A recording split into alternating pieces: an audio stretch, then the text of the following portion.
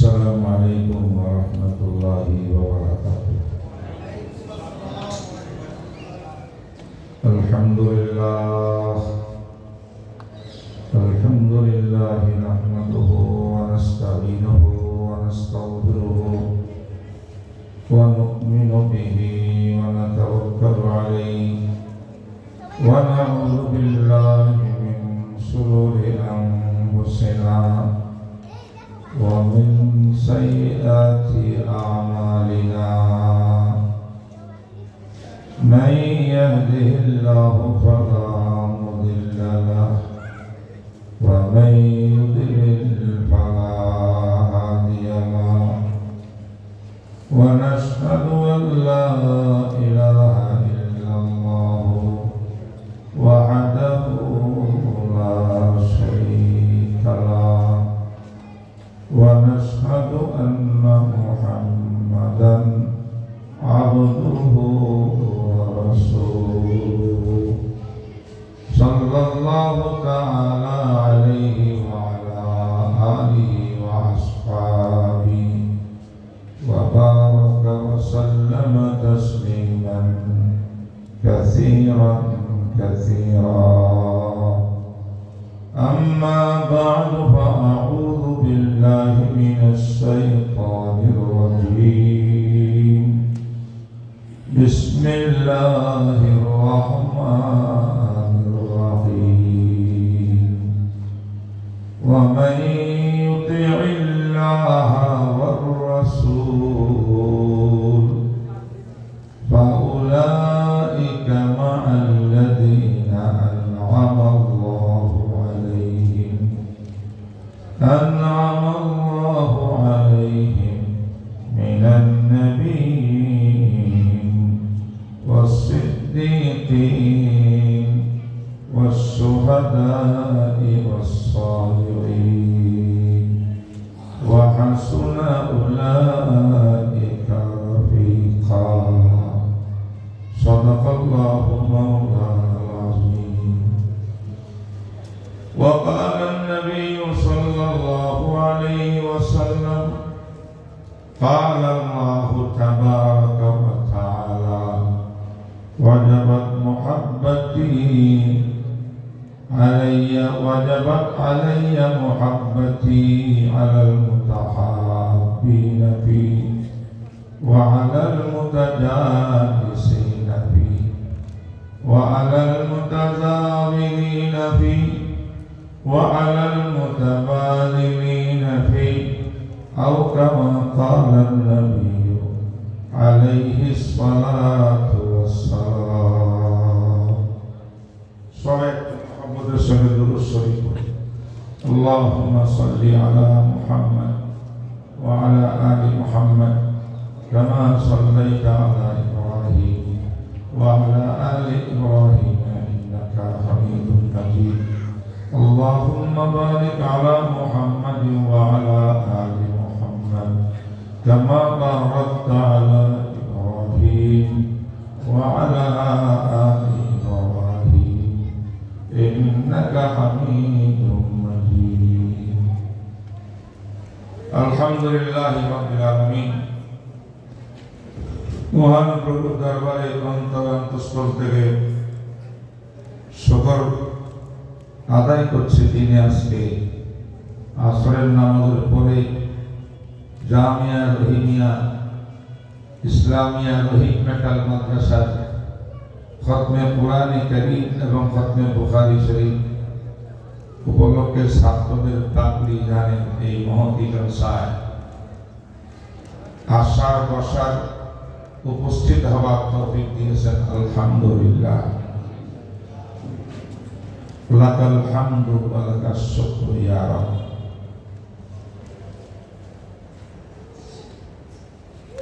আজকের এই মাহফিলের মর্যাদা মাকাম গুরুত্ব অপরিসীম। কারণ এই মাহফিলে আজকে রহিম মেটাল মাদ্রাসার হাফেজ ছাত্ররা কোরআন আজকে শেষ সবকটা শোনাবে। সে সবক শোনানোর মাধ্যমে কোরআন খতম করবে। তেমনি ভাবে দাওরা হাদিসের ছাত্র যারা সারা বছর যাবৎ প্রায় 10টি হাদিসের কিতাব অধ্যয়ন করেছেন, তার ভিতরে সর্বশ্রেষ্ঠ কিতাব হল বুখারী শরীফ। সেই বুখারী শরীফের সর্বশেষ হাদিস এবং পাঠটা তারা আজকে তেলাওয়াত করি, পাঠ করিয়া তিনি বুখারী খতম করবেন।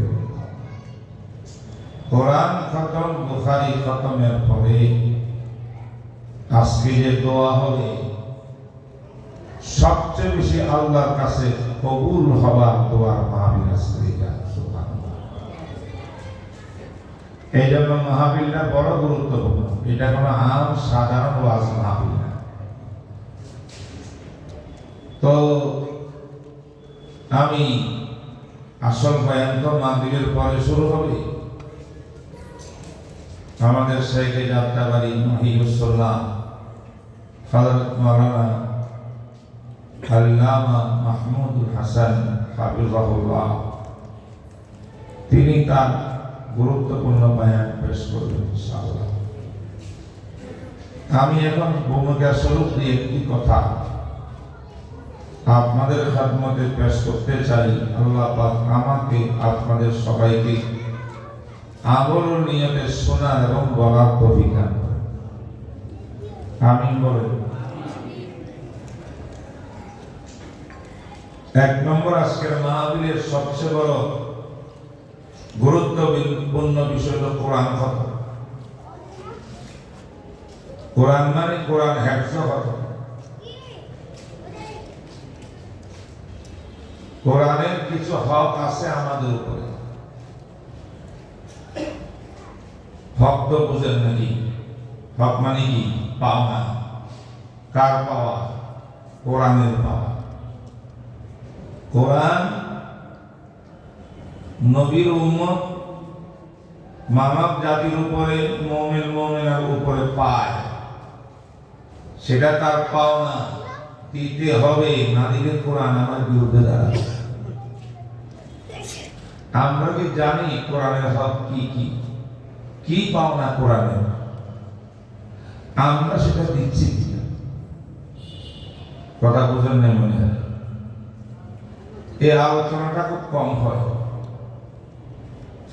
আমার মনে প্রথমে এটা আমরা ক্লিয়ার করা দরকার। কি বলেন? রাজি আছেন আপনারা? শুনবেন? আমল করবো তো ইনশাআল্লাহ। আমল করবো তো? আল্লাহ, কুল্লুকুম রাঈন কুল্লুকুম মাসউলুন আন রাঈয়াতি। বুখারী শরীফে একটা অনেক বড় গুরুত্বপূর্ণ একটা হাদিস আছে। সে হাদিসের মর্ম হইল, পৃথিবীর বুকে যত মানুষের আগমন ঘটে, প্রত্যেকটা মানুষ তার কাঁধে দাঁড়ে অন্য কিছু দায়িত্ব নিয়েই দুনিয়াতে আসে। এই দায়িত্বগুলা আদায় করতে হয়। কুল্লুকুম, কেউ বাদ নাই, সব মানুষ দুনিয়ার ভিতরে আসবে। অন্যের পানা দেওয়ার, আদায় করার দায়িত্ব নিয়ে দুনিয়াতে আসবে। আর ইমাম রাঈন ওয়া হুয়া মাসউলুন আন রাঈয়াতি। এক নম্বর হল রাষ্ট্রপ্রধান। একটা দেশের রাষ্ট্রপ্রধান পুরা দেশের সব নাগরিকের উপরে তিনি শাসন ব্যবস্থা কায়েম করে, দেশ পরিচালনা করে, আইন প্রয়োগ করে। ওনার দায়িত্ব হলো দেশের যত নাগরিক তার অধীনস্থ এই দেশে আছে, সমস্ত নাগরিকের যে দায়িত্ব ইমামের কাঁধে বর্তায়, ইমাম রাষ্ট্রপ্রধান প্রত্যেকটি জনগণের হক আদায় করতে হবে। এটা হলো ইমামের দায়িত্ব। তিনি যে আদায় না করেন, অন্যের হক আদায় না করা মানে হক মেরে দেওয়া। হক যদি মেরে যায়, হক থেকে বঞ্চিত করে, জনগণকে পাওনার থেকে বঞ্চিত করে, এটার নাম শরীয়তের ভাষায় জুলুম। কি জুলুম? ওই রাষ্ট্রপ্রধান জালেম সাব্যস্ত হবে, গুনাহগার সাব্যস্ত হবে যে রাষ্ট্রপ্রধান তার অধীনস্থ ব্যক্তিদের অধিকার হক পাওনা আদায় করতে ব্যর্থ হবে, করবে না। এটা সর্বোচ্চ ব্যক্তির কথা বললাম। সমাজের মধ্যে একজন সমাজপতি আছে, সমাজের লিডার, তার উপরে দায়িত্ব আছে সমাজের লোকজনের যা তার কাছে পাবে প্রত্যেকের হক পাই সে আদায় করে দিতে হবে। একটা প্রতিষ্ঠান আছে, যেমন এই যে রহিম মেডাল মাদ্রাসা, যে কোনো প্রতিষ্ঠানের একজন প্রিন্সিপাল আছে, পরিচালক। পরিচালকের কাজের মধ্যে ওই প্রতিষ্ঠানের সাথে যত লোক সম্পৃক্ত আছে, শিক্ষক, ছাত্র ইত্যাদি ইত্যাদি, কর্মচারী, সকলের হক সংশ্লিষ্ট আছে। তাই শিক্ষা প্রতিষ্ঠানের প্রধানের দায়িত্ব হবে প্রত্যেকের হক ঠিকঠাক মতো আদায় করে দেওয়া, না দিলে এটা জুলুম। একটা পরিবার, আমার আপনার পরিবার, পারিবারিক জীবন, আপনার পরিবারে 11 জন সদস্য আছে, 12-15 জন সদস্য আছে, আপনার স্ত্রী আছে, ছেলে সন্তানরা আছে, আর অধীনস্থ অনেক লোকজন আছে। আপনার পরিবারের লিডার, একজন লিডারের দায়িত্ব, ইমামের দায়িত্ব, তিনি তার অধীনস্থ পরিবারের অন্তর্ভুক্ত ওনার আন্ডারে যতগুলা সদস্য আছে, প্রত্যেক সদস্যের হক তার কাঁধে আছে, দেওয়া আছে আল্লাহর পক্ষ থেকে। সেই যেন তার পরিবারের প্রত্যেক সদস্যের অধিকার ঠিকঠাক মতো আদায় করিয়া দেয়, হক আদায় করে দেয়। তাই এটা হবে ইনসাফ। আদায় না করলে সে পরিবারের লিডার, যিনি অভিভাবক, সেও জুলুম করা। তাহলে দুনিয়াতে সব মানুষ কিছু জিনিসের হক নিয়ে দুনিয়াতে আসছে, তো তাই না? এটা তো বুঝাইলাম। কি বলেন, কথা বলছেন না? বুঝেন না? স্বামীর উপরে দায়িত্ব, স্ত্রীর হক আদায় করো। পিতা মাতার উপর দায়িত্ব, সন্তানদের হক আদায় করো। ভাইয়ের দায়িত্ব, বোনের হক আদায় করো। বোনের দায়িত্ব, ভাইয়ের হক আদায় করো। গোলামের দায়িত্ব, মনিবের হক আদায় করো। মনিবের দায়িত্ব, গোলামের হক আদায় করো। ফ্যাক্টরির মালিক পক্ষের দায়িত্ব, কর্মচারীদের হক আদায় করো। কর্মচারীর দায়িত্ব, ফ্যাক্টরি যে আমানত তার হাতে আছে তার ঠিকঠাক মতো আদায় করো। প্রত্যেকটা লোক যদি অন্যের হক আদায় করতে শুরু করে, তাহলে এই বিশ্বটা হবে শান্তি বিশ্ব হয়ে যাবে, ইনসাফের বিশ্ব হয়ে যাবে, সুবিচারের বিশ্ব হয়ে যাবে। জুলুম থাকবে না, দুর্নীতি থাকবে না, চিন্তাই থাকবে না, মারামারি থাকবে না, কাটাকাটি থাকবে না। ওরা এই বিশ্বটা হবে শান্তির পরিবেশ, জান্নাতি পরিবেশ।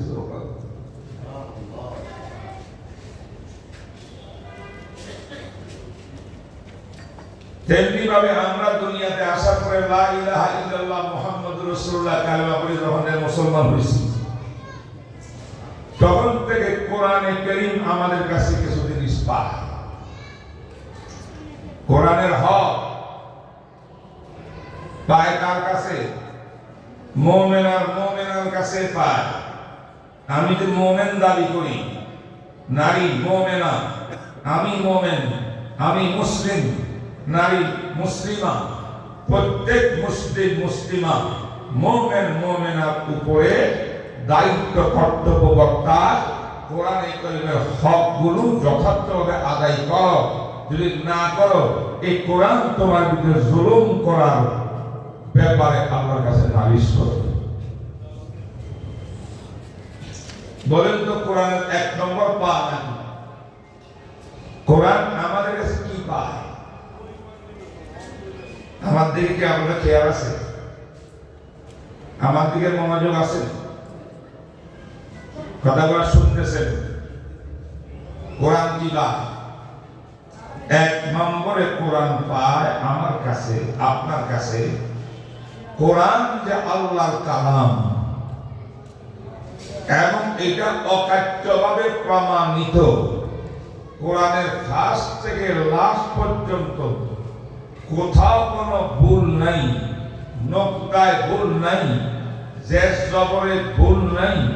কোরআনের কোন সেন্টেন্স, কোন বাক্য, কোন শব্দ, কোন ওয়ার্ড, কোন অক্ষর এইটা বাতিল নয়, হক।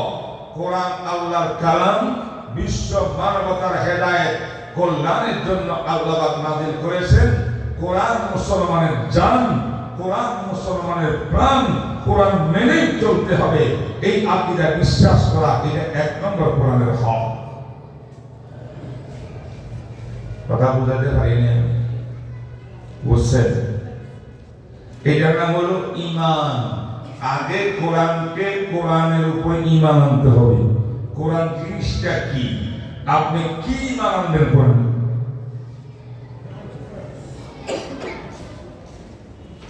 অনেকে বলে হুজুর এটা তো আছে, কোরআনকে আমরা খুব সম্মান করি, কোরআন তো আল্লাহর কালাম, ঈমান আছে। ভাই, ঈমান দ্বীন ইসলামের দুইটা সূরত আছে, দুটা আকৃতি। একটা বাহ্যিক আকৃতি, একটা ভিতরগত রূহানিয়তার আধ্যাত্মিক আকৃতি। বলে সুবহানাল্লাহ। ঈমানের আকৃতি দুইটা, এটা বাহ্যিক।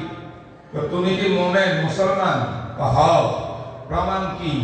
আমি বিশ্বাস করি লা ইলাহা ইল্লাল্লাহ মুহাম্মাদুর রাসূলুল্লাহ। আমি বিশ্বাস করি আশহাদু আল্লা ইলাহা ইল্লাল্লাহ ওয়া আশহাদু আন্না মুহাম্মাদান আবদুহু ওয়া রাসূলুহু। আমি বিশ্বাস করি আমানতু বিল্লাহ ওয়া মালাইকাতিহি ওয়া কুতুবিহি ওয়া রুসুলিহি ওয়াল ইয়াউমিল আখির। সব পড়ে একদম ঠিকঠাক মতো পড়েছে, কোনো বেশকম করে নাই।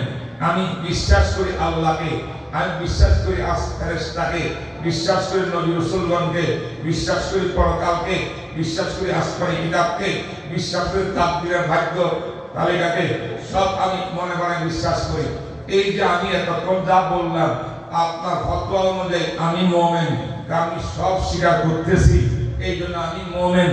আমার ঈমানের বাহ্যিক রূপ হয়েছে, ভিতরের রূপ কিন্তু হয় নাই। বুঝলেন? ঈমানের ভিতরগত একটা কি আছে? হাকিকত আছে, মাহিত্ব আছে, দেখা যায় না। এখানে কলবের ভিতরে থাকে।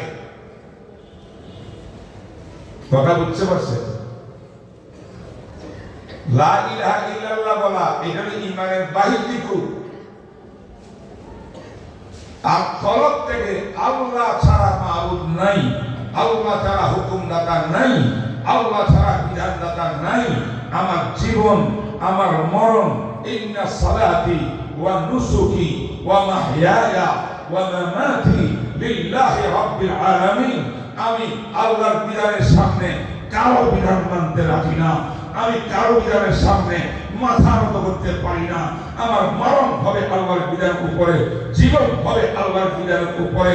আমার ব্যক্তিগত জীবন চলবে আল্লাহর বিধান অনুযায়ী, পারিবারিক জীবন চলবে আল্লাহর বিধান অনুযায়ী, সামাজিক জীবন চলবে আল্লাহর বিধান অনুযায়ী, রাষ্ট্রীয় জীবন চলবে আল্লাহর বিধান অনুযায়ী, অর্থনীতি চলবে আল্লাহর বিধান অনুযায়ী, রাজনীতি চলবে ইসলামিক বিধান অনুযায়ী।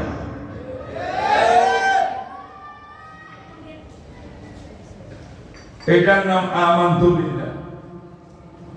বুঝেন না? মনে হয় মুখে বললে তো হবে না, এখানে থাকতে হবে কিনা বলে?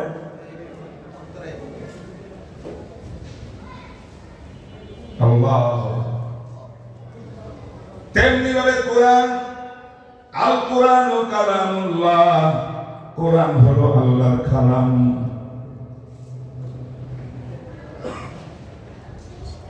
অকাট্যভাবে কোরআন উম্মতের হাতে বিদ্যমান। কোরআনে কারীমের মধ্যে আল্লাহ পাক যাহা কিছু বলেছেন সব সত্য আর হক। কোরআন মানার ভিতরে মুক্তি, কোরআনের বিরোধিতা করার ভিতরে ধ্বংস। যদি আপনার কলব আর আমার অন্তরের ভিতরে জাগ্রত থাকে, তাহলে আপনার অবস্থা হবে একরকম, মুখে মুখে বাসা বাসা কবিতার মধ্যে কিছু বলা এরকম হইলে হবে আরেক রকম। দিলের অন্তরে যদি কোরআন কালামুল্লাহ এই কথাটা ঢুকে, তাহলে কোরআন যেখানে আমিও যাব সেখানে চুম্বকের মতো। কোরআন আমার সবচেয়ে মূল্যবান গ্রন্থ হবে। কোরআন হাফেজ যারা তারা সবচেয়ে বেশি সম্মানিত হবে। কোরআনের আলেম যারা সবচেয়ে বেশি ইজ্জতওয়ালা হবে। কোরআনের প্রতিষ্ঠান সবচেয়ে দামি হবে, অন্য কোনো প্রতিষ্ঠানের দাম হবে না। যে কোরআন আছে সেটার দাম হবে। কথা বুঝেন? আজ আমাদের অভাব কি জানেন? মস্ত বড় অভাব, সংকট। সে সংকট হল ঈমান বলেন, কোরআন বলেন, ইসলাম বলেন, বাসা বাসার মুখে সব আছে, দিলের ভিতরে বসাইতে পারি। আমি আপনাদেরকে একটা হাদিস শোনাই, কষ্ট পাইতেছেন আমার কথা? আওয়াজ ক্লিয়ার বুঝেন? বুঝা যায় আওয়াজ? রাসূলুল্লাহ সাল্লাল্লাহু আলাইহি ওয়াসাল্লামের এক আশিক সাহাবীর কাহিনী বলি। নবীজির সমস্ত সাহাবারা আশিক ছিলেন, ঠিক না? ঠিক। কেমন আশিক ছিলেন? আমার উস্তাদ আল্লামা জাস্টিস তাকি উসমানী তার এক বইয়ের মধ্যে লিখেছেন, সঠিক লিখেছেন, ১৬ লক্ষ নবীর সাহাবীর মধ্যে রাসূলের আল্লাহ নবীর প্রেম মহব্বত এমন ছিল, প্রত্যেকজন সাহাবী মনে মনে দোয়া করতেন, আল্লাহ আমার হায়াত আর বয়স আর কতদিন কত বছর আছে আমি জানি না, আল্লাহ যাই আছে মালিকুল মউতকে পাঠান, আমি এখন দুনিয়াতে বিদায় হয়ে যাই, আমার ফিউচার ভবিষ্যতের হায়াত আর জীবনকে আমি আমার নবী মুহাম্মদ রাসূলকে গিফট করে দিলাম। সুবহানাল্লাহ। আমার 10, 20, 30 বছর হায়াতের বিনিময়ে আমার নবীর হায়াত যদি 1 মিনিট বৃদ্ধি হয়, এতে আমি ধন্য। এমন আশিক পাগল ছিলেন প্রত্যেকজন সাহাবী। বুঝলেন না? কিন্তু সব সাহাবীদের প্রেম, কিছু সাহাবীদের প্রেম প্রকাশ পাইত, সবাই দেখতো হে প্রেমিক, হে প্রেমকে মোহাব্বতকে ধৈর্য ধরে রাখতে পারে না, ভিতরে কন্ট্রোল আনকন্ট্রোল। অধিকাংশ সাহাবাদের প্রেম ভালোবাসা কন্ট্রোল। বলে সুবহানাল্লাহ। সাহাবী সুরসের সামনে বসে রয়েছে, মনে হয় বেচারা কিছু জানে না, শুনে আছেন নবী আলাইহিস সালামের কথা, কিন্তু ওনার দিলের ভিতরে যে ঈমানের আর প্রেমের কি আগুন জ্বলে, এটা কেউ টের পায় না। যেই দিন দরকার হবে জিহাদের ডাক যখন দিবে, তখন বুঝতে পারবেন যে তার অন্তরে প্রেম আর মহব্বতের আগুন কেমন ধাও ধাও করে চলছে। ঠিক না বেটি? কিন্তু কিছু সাহাবা ছিলেন, তারা এমন আচরণ করতেন নবীজির সামনে, বোঝা যায় তো হে নবীজির বেশি পাগল। এমন এক সাহাবীর ঘটনা, তার নাম হযরত হারিসা ইবনে মালিক রাদিয়াল্লাহু তাআলা আনহু। তিনি রাসূলের পাগল, ওদিকে আম্মা জানের পাগল। মা থাকতেন বাড়িতে, নবীজি মদিনা রওজা পাকের সামনে রাসূলের দরবারে সারাদিন নবীজির সময় কাটাইতেন, চেহারার দিকে তাকিয়ে থাকতেন, নবীজি আলাদা হতেন না, হতে পারতেন না। কিন্তু রাত যখন হয়ে যাইত, চলে যেতেন বাড়িতে মায়ের সেবা খেদমত করার জন্য। ওইখানে বেচারা বাড়ির মধ্যে গিয়ে সুখ শান্তি নাই, টেনশন, নজরুলের টেনশন। আমার নবীর কি অবস্থা, হুজুর আসলাম খানা দানা খাইতে পারছেন কিনা, আমার নবী আরামে ঘুমাচ্ছেন কিনা, নাকি মুনাফিকরা কোনো আক্রমণ করলো, ইহুদি খ্রিস্টানরা কোনো হামলা করলো, কি অবস্থা। এই টেনশন, নিজের ঘুম হয় না, খাওয়া দাওয়া ঠিক মতো হয় না। কিন্তু রাত কোন রকম কাটিয়া ফজর হইলে তাকে আর ঘরে ভাবা যাবে না, এক দৌড়ে বিশ্বনবীর দরবারে। সুবহানাল্লাহ।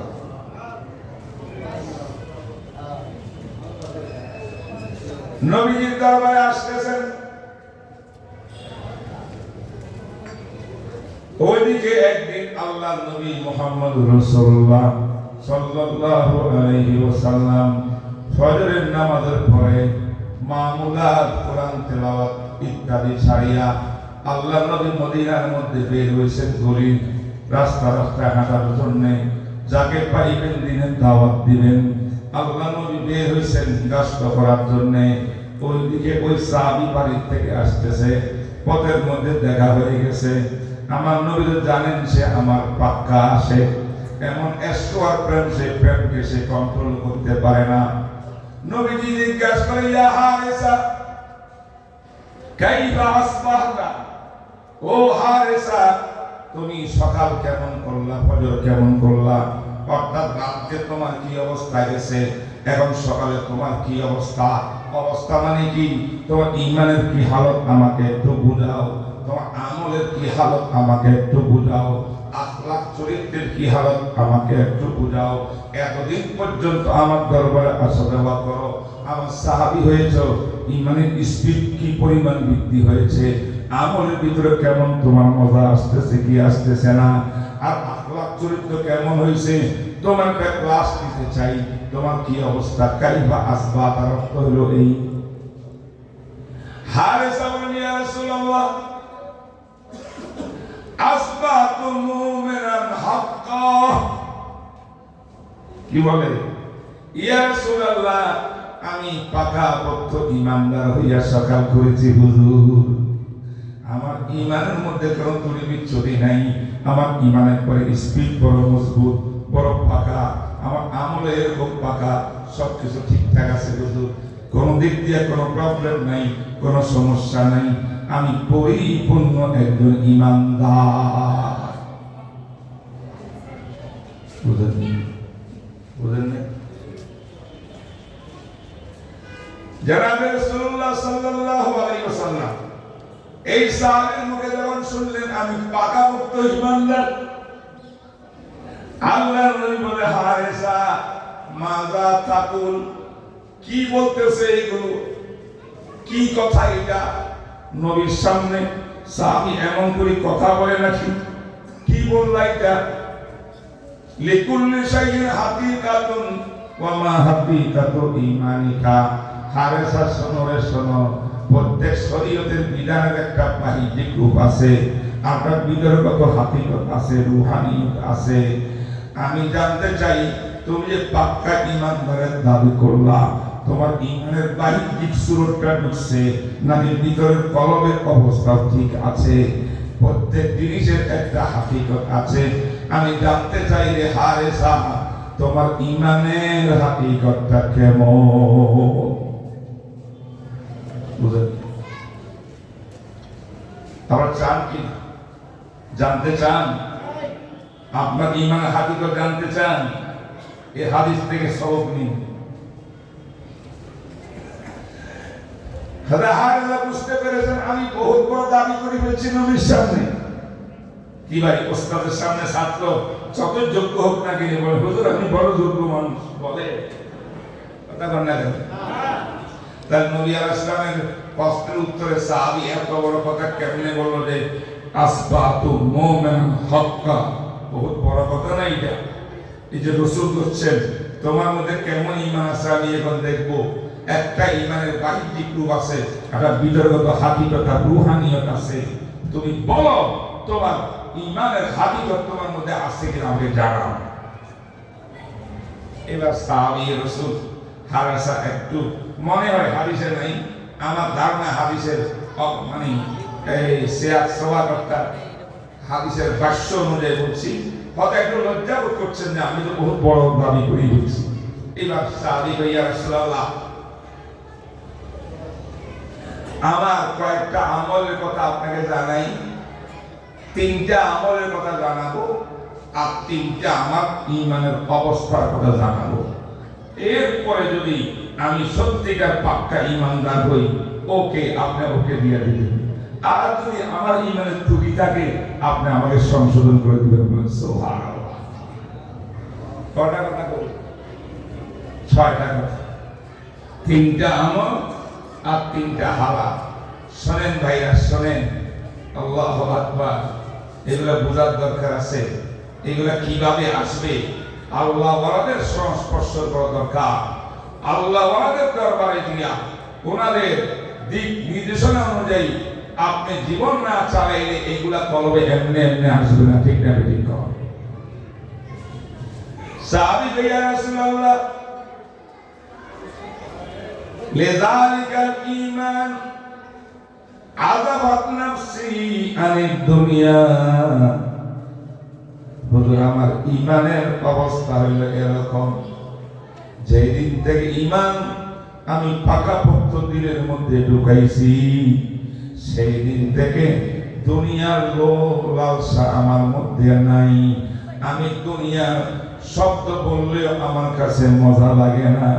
টাকা দেখাইলেও মজা লাগে না, ডলার দেখাইলেও মজা লাগে না, বিল্ডিং করে দেখাইলেও মজা লাগে না, নারী বাড়ি কিছুই মজা লাগে না। আমি সবসময় জপতে থাকি আমার আল্লাহ আল্লাহ আল্লাহ আল্লাহ। আমি আমার কলবের মধ্যে মজা পাই আপনার সংস্পর্শে গেলে। আপনার কথা শুনলে আমার মজা লাগে, আল্লাহর কথা শুনলে আমার মজা লাগে, কোরআনের কথা শুনলে আমার মজা লাগে। কিন্তু দুনিয়ার কথা আমি শুনতেই পারি নাই। দুনিয়া বিমুখ, দুনিয়ার সাথে আমার কোনো সম্পর্ক নাই। অনেকে বলবেন, হুজুর দুনিয়া ছাড়া কি থাকা যায়? এই সাহাবীর অর্থ এই নয় যে উনি খান না, পড়েন না। দুনিয়ার যতটুকু দরকার এতটুকু তো আসবেই, এতটুকু আসে। কিন্তু মানুষ দিন ছেড়ে আল্লাহ বিমুখ হইয়া দুনিয়ার পাগল যদি হইয়া যায়, হালাল চাই ছিঁড়ে না, হারাম ছিঁড়ে না, বাছাইও করে না, যা পায় তাহা খায়, যেই কোন পথে অর্থ ইনকাম করে, অর্থ পাইলে কুকুরের মতো পড়ে। আল্লাহ রাসূল হালাল হারামের কোন ব্যবধান যার মধ্যে নাই, এইটাকে বোঝানো হয়েছে। এমন দুনিয়ার সাথে আমি সাহাবীর কোনো সম্পর্ক নাই। কথা বুঝছেন? এক নম্বর আমল হলো দুনিয়ার পাগল না, আমি আল্লাহর পাগল, রাসূলের পাগল। সুবহানাল্লাহ। সঙ্গে কথাটা বুঝছেন? সাহাবী দুনিয়ার পাগল না, আল্লাহ রাসূলের পাগল, কোরআন আর ইসলামের পাগল।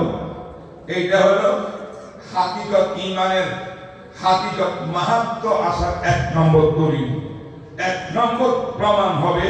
যদি দুনিয়াদারির পিছনে আপনার কোনো দিলচস্পি না থাকে, কোনো মজা নাই, আপনার মজা শুধু দিন দিন, আল্লাহ রাসূল, কোরআন, সুন্নাহ, ইসলাম। দিন প্রয়োজন অনুযায়ী দরকার আছে, এটা কবে অসুবিধা নাই।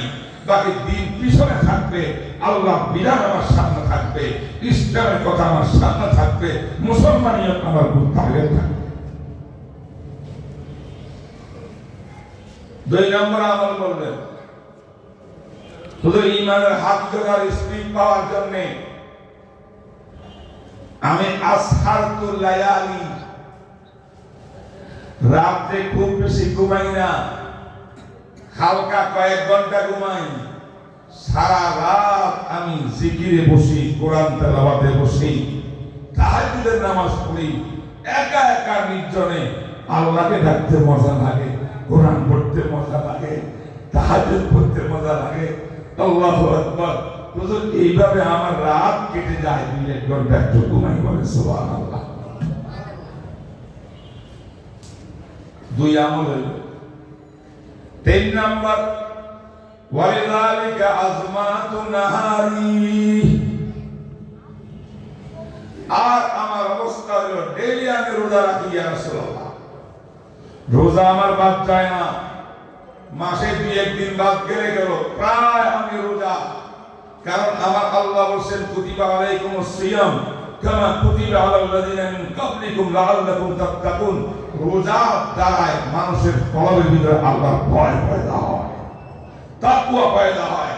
এই তাকওয়া পয়দা করার জন্য আমি রোজা রাখি, কন্টিনিউ রোজা, নফল রোজা রাখি। সুবহানাল্লাহ। বলেন কয়টা আমল আছে? বলেন, সবাই বলেন কয়টা আমল? 1 নম্বর আমল, আমি দুনিয়ার পাগল নই, আমি আল্লাহ রাসূলের পাগল। ইসলামের পাগল, কোরআনের পাগল, দ্বীনের পাগল। বুঝেন নাই কথা এটা? দুই নম্বর কি বললেন? প্রায় রাত্র চলে যায় জিকির ফিকির আর কোরআন তিলাওয়াত আর তাহাজ্জুদের মধ্যে।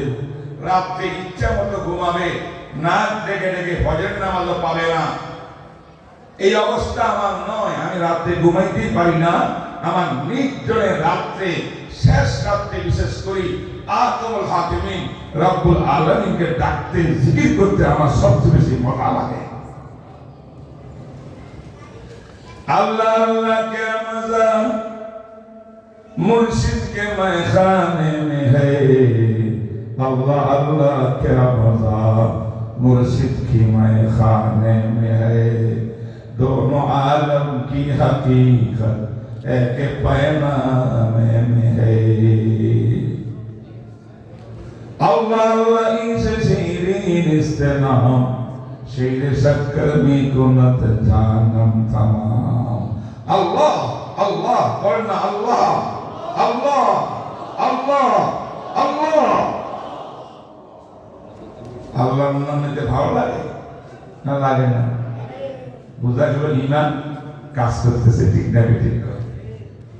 3 নম্বর বললেন প্রায় মাসের মধ্যে প্রায় মাস পুরা রোজা রাখি, নফল রোজা। এই 3টা আমল আমি করি হুজুর, আমার কোনো কষ্ট নাই, আমলগুলা কন্টিনিউ করি। এই 3টা আমল করার কারণে আল্লাহ পাক রব্বুল আলামিন 3টা পুরস্কার আমাকে দিয়েছে। আপনার সাহাবী হারেসা ইবনে মালিককে 3টা পুরস্কার দিয়েছে। হুজুর অনুমতি হলে এই 3টা পুরস্কারের কথা বলবো। আল্লাহ নবী কয়, হারেসা বলো বলো, তোমার কথা বড় মজা, একটু বলো তোমার এই 3টা পুরস্কার কি? হুজুর এই 3টা আমল করতে করতে করতে করতে আমার ঈমানের স্পিরিট শক্তি আল্লাহর রহমতে এমন শক্তি মজবুত হয়েছে, আমার এই অন্তর চক্ষু দিয়া মদিনার গলিয়ে গলিয়ে হাঁটতে হাঁটতে অন্তরের চোখ দিয়া যখন তাকাই আকাশের দিকে, আমার মনে হয় আরশে আজিম পর্যন্ত আমি খোলা দেখতে পাই। কান্নি আনজুরু ইলা আরশির রহমানে বারজা। তাকালে আরশ দেখা যায়। সুবহানাল্লাহ বলবেন। তাকালে কি দেখা যায়? আরশ দেখা যায়। এই কেমন সাহাবী এটা? তো কেমনে দেখে? এই চোখ দিয়ে আরশ দেখা যায় না, অন্তরের চোখ দিয়ে আরশ দেখা যায়। এটা 1 নম্বর পুরস্কার।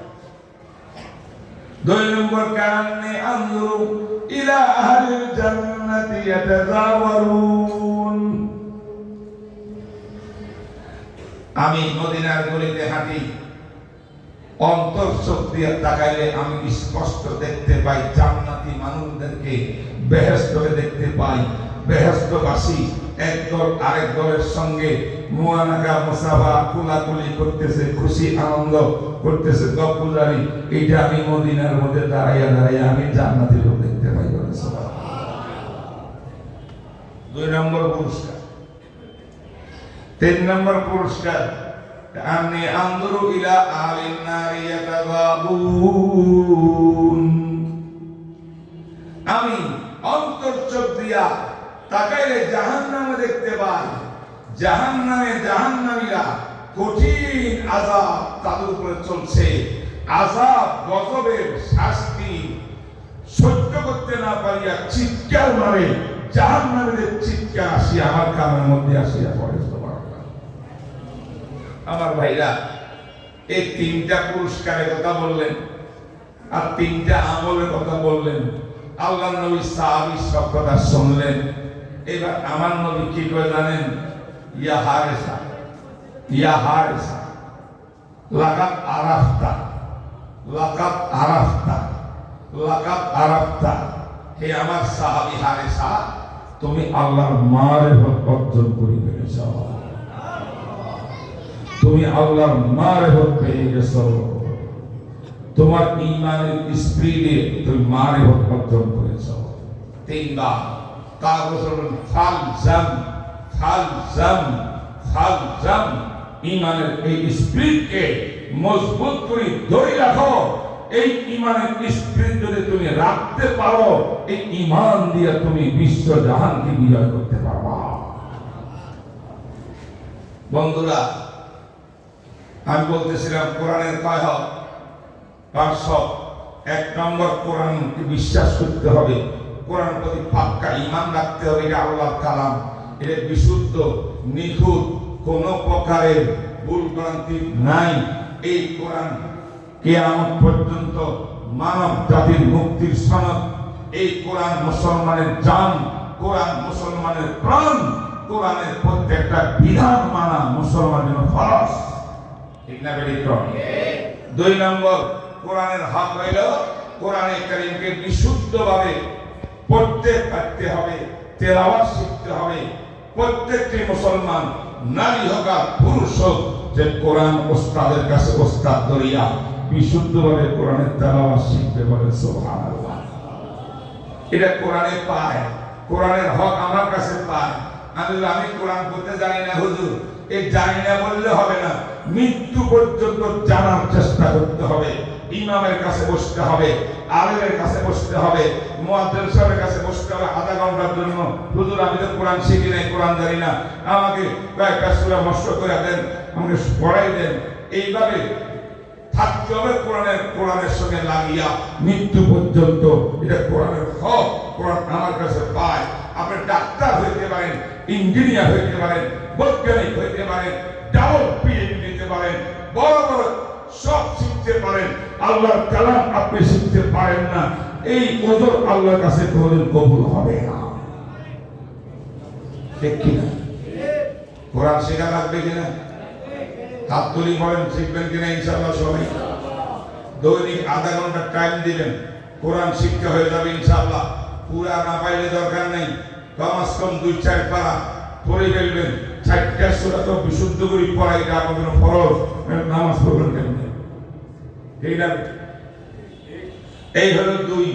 3 নম্বর হক। 3 নম্বর হক হলো কোরআনে কারীমকে, আল্লাহর কালাম তো আল্লাহ পাক বান্দার মুখে আল্লাহর কালাম শুনতে আল্লাহ বড় মজা পায়। সুবহানাল্লাহ। কালাম কার? কথা তো আল্লাহ, তেলাওয়াত করে কে? আমি। আমার মুখে যখন আল্লাহ পাক শুনেন যে আমি ওনার কালামটা উচ্চারণ করতেছি, আল্লাহর কাছে মজা লাগে না? এই জন্য আল্লাহর কাছে মজা লাগে বান্দার মুখ দিয়া কোরআন শুনতে। তাই বান্দা যখন কোরআন পড়বে, সবচেয়ে সুন্দর লাহানে কণ্ঠে কোরআন তেলাওয়াত করবে। ওয়ারাতিল কোরআনা তারতিলা, কোরআন তারতিল করে পড়তে হবে। সুবহানাল্লাহ। আল্লাহ কণ্ঠ যাকে যাই দিয়েছে, এটা তো আর ভালো করতে পারবেন না। অনেক সময় ইচ্ছা করলে সুন্দর করে গান গাওয়া যায়, আবার এমনি ইচ্ছা না করলে গানটা গাইলে ভালো লাগে না, এটা পারা যায়। কোরআনের ব্যাপারে কথা এটা, কোরআন যখন আপনি পড়বেন, মনে করুন আল্লাহর কালাম পড়তেছি, আমি আমার সাধ্য অনুযায়ী অত্যন্ত সুন্দর সহি শুদ্ধভাবে সুন্দর কণ্ঠে কোরআন তেলাওয়াত করব। থেমে থেমে থেমে থেমে কোরআন তেলাওয়াত। আল্লাহ ওয়ারাতিল কোরআনা তারতিলা, এটা কোরআনের 3 নম্বর হক।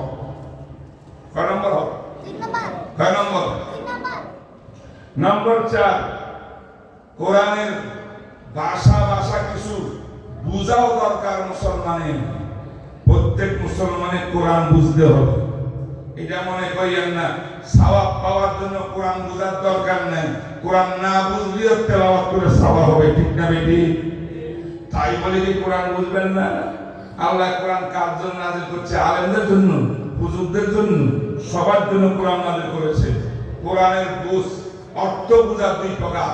একটা ভাষা বুঝা, মোটামুটি বুঝা, কোথাও জান্নাতের বয়ান, কোথাও জাহান্নামের বয়ান, কোথায় আল্লাহর গুণাবলীর বয়ান, কোন সূরার মধ্যে কি আছে, কোন সূরা কিয়ামতের আলোচনা আছে, এটা ভাষা একটা মোটামুটি বুঝা আছে না? এইটা আপনাকে জানতে হবে। এটার নাম তাদাক্কুর। এটার নাম তাদাক্কুর। ভাষা কোরআনের অর্থ বুঝা, কোন জায়গায় কি আছে আইডিয়া করা। 2 নম্বর তাদাক্কুর। তাদাক্কুর মানে যার কাছে ইলম আছে, নাও সরফ আছে, আরবি ব্যাকরণ আছে, আরবি ভাষা জানে, সেই জন্য কোরআনে ভালো করে গভীর অর্থ মর্মার্থ বুঝতে পারে, অর্থ মর্মার্থ বুঝিয়া কোরআন থেকে কি কি মাসলা উদ্ভাবন হইতেছে এগুলো জাতির কাছে উপহার দেওয়া, এটা বহুত বড় আলেম। আলেম ছাড়া এটা অন্যের পক্ষে সম্ভব না, ঠিক না? যদি আলেম ছাড়া কোন প্রফেসর, কোন ইংরেজি শিক্ষিত, আধুনিক শিক্ষিত, সেই বলে হুজুরা পারলে আমি পারবো না কেন? আসলে থানামি পারে, আমিও পারবো। শেখ হাদিসে পারে, আমিও পারবো। মুফাসসির সাহেব পারে, আমিও পারবো। বাংলা ইংরেজি দেখিয়া মিলাইয়া জুলাইয়া সে কোরআন থেকে মাসলা ইস্তেমবাদ করে নতুন নতুন ফতোয়া আবিষ্কার করে। এই নতুন ফতোয়া আবিষ্কার তোমার পক্ষে সম্ভব না যতক্ষণ পর্যন্ত আরবি গ্রামার পুরাপুরি পড়িয়া 14টা ইসলামের ফন বিদ্যা অর্জন করে ভালো মুহাক্কিক আলেম না হইবা কোরআনের বিতর্কিত বিষয়গুলো বুঝার চেষ্টা করে তুমি রং ছাড়া রাইট কিছু করবা না। বুঝতে পারছেন? তাহলে কোরআনের অর্থ বুঝা, 4 নম্বর হক, 5 নম্বর হক হলো কোরআন মোতাবেক জীবন বানাইতে হবে। বলেন সুবহানাল্লাহ। কেমন হবে? কোরআন মোতাবেক জীবন বানাইতে হবে। দাদা আয়েশা সিদ্দিকা রাদিয়াল্লাহু তাআলা আনহাকে হযরত উরওয়া জিজ্ঞাসা করতেছিলেন, ইয়া আম্মা জান, আল্লাহ পাক তো লাকাদ কানা লাকুম ফি রাসূলিল্লাহি উসওয়াতুন হাসানাহ, আল্লাহ নবীর আদর্শকে গ্রহণ করার জন্য আমাদের নির্দেশ দিয়েছেন। আপনাদের সবচেয়ে বেশি নবীর আদর্শ জানবেন, নবীর সিরাত জানবেন, নবীর সুন্নাত জানবেন। আমাদেরকে একটু বলেন নবীর সিরাত কেমন ছিল, নবীর আদর্শ কেমন ছিল? আম্মা জান উরওয়া, আলাম তাকরা আল কোরআন, তুমি কোরআন পড়ো না? আম্মা জান কোরআন তো পড়ি।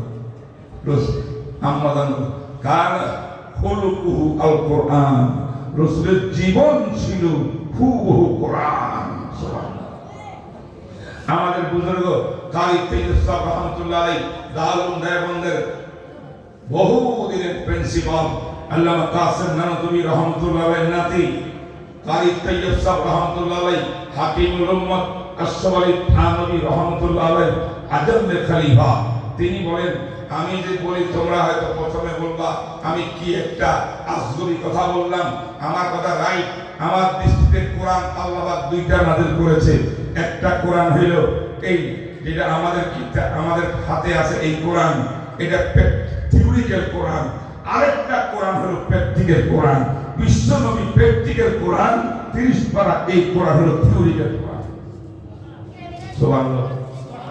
তাহলে কোরআন কি কোরআনের জায়গায় থাকবে না, আমার আপনার জীবনে বাস্তবায়ন হবে? আরে নামাজের কথা কোরআনে আছে না নাই? যাকাতের কথা আছে না নাই? হজের কথা আছে না নাই? এগুলো কোরআনে থাকবে না, আমার জীবনে বাস্তবায়ন হবে।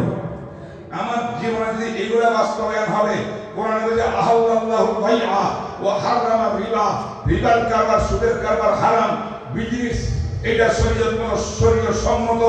এই কোরআন আয়াতটাও তো আমার জীবনে বাস্তবায়ন হবে।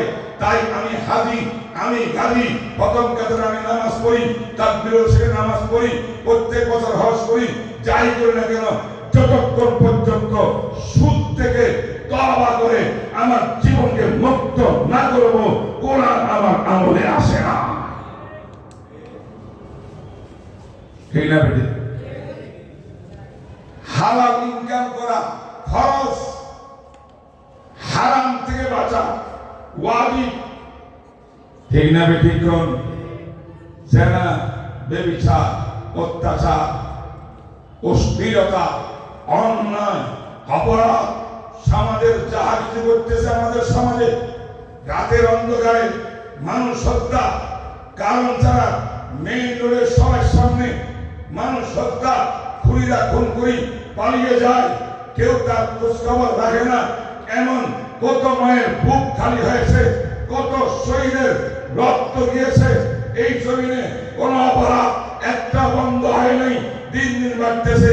এই অপরাধ থেকে জাতিকে, দেশকে মুক্ত করতে পারলে একমাত্র তার বিকল্প ব্যবস্থা কোরআন ব্যবস্থা কায়েম করতে হবে।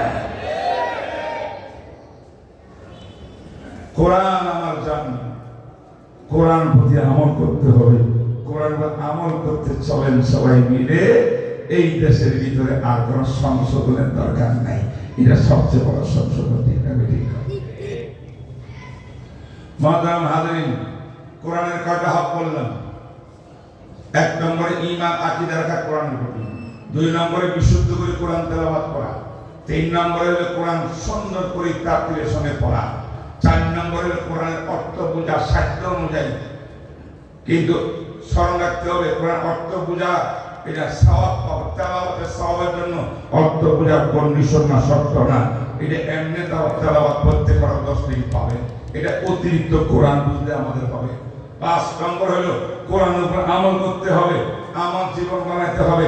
আমি মুসলমান, কোরআন আমার আইডল, কোরআন আমার গাইডেন্স, এই কোরআন অনুযায়ী জীবন চালাতে হবে।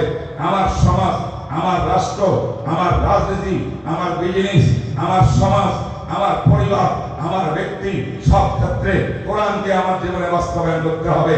এটা হলো 5 নম্বর।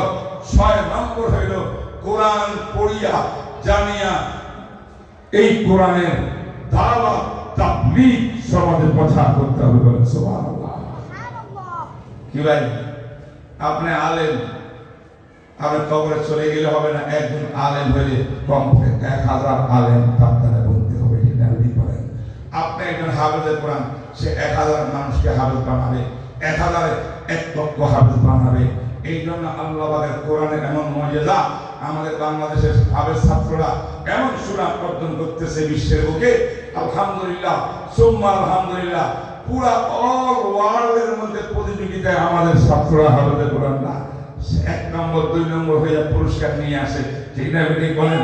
তাই এমন হাফেজে কোরআন, একজন হাফেজ কমপক্ষে 10 জন যার উপরে জাহান্নামের সিদ্ধান্ত হয়ে গেছে, হাফেজ সাহেবের দিকে আল্লাহ দেখবেন, আল্লাহ রহমত, হাফেজ সাহেব চোখ ঠিক দিলে যে এইদিকে বুঝাতে চায় সেই দরজাকে মুহূর্তের ভিতরে গুনাহ মাফ করিয়া জান্নাত বানায় দেন। আল্লাহ আমাদের সবাইকে কবুল করেন। কোরআনের কয়েকটা হকের আলোচনা করলাম। আর সত্যিকার ঈমান, হাকিকতে ঈমান কি, বাহ্যিক ঈমান কি? আমাদের বর্তমানে বেশি অভাব, আমাদের ঈমানের হাকিকত নাই, মাহাত্ম্য নাই, ঈমানের গভীরতা নাই। বাসা বাসা সব কিছু আছে, নামাজেরও বাহ্যিক রূপ আছে, নামাজের ভিতরে রুহানিয়ত নাই। ভিতরে রুহানিয়ত থাকলে তাইলে কিন্তু আমাদের এই নামাজেই সকল অন্যায় থেকে আমাদের হেফাজত করত। আল্লাহ পাক রব্বুল আলামিন অল্প সময়ে যে কথা বললাম, আল্লাহ আমাকে আপনাকে কবুল করো, আমল করার তৌফিক দান করো। ইনশাআল্লাহ নামাজ হবে, আযান হবে, মাগরিবের পরে মহিউস সুন্নাহ আমাদের সকলের মুরব্বী আল্লামা মাহমুদুল হাসান হাফিজাহুল্লাহর গুরুত্বপূর্ণ বয়ান হবে, খতমে কোরআন, খতমে বুখারী। আমরা সবাই ইনশাআল্লাহ সব সুন্নতের উপর ইনশাআল্লাহ বসে যাব। আসসালামু আলাইকুম ওয়া রাহমাতুল্লাহি ওয়া বারাকাতুহু।